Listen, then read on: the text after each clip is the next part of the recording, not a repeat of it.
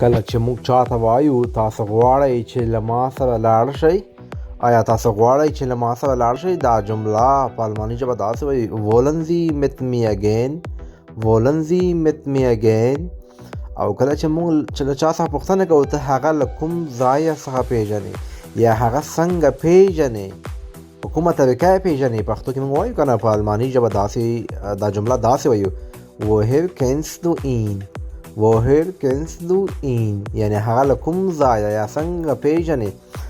د مثال په توګه موږ ورته وایو دا زما ګاونډي و، دا زما ګاونډي و. دغه جمله په الماني ژبه تاسو ولیکئ چې ستاسو هم زده شي، دوستان هم زده کړي. که غلطه وي د کمنټ کې صحیح کوم.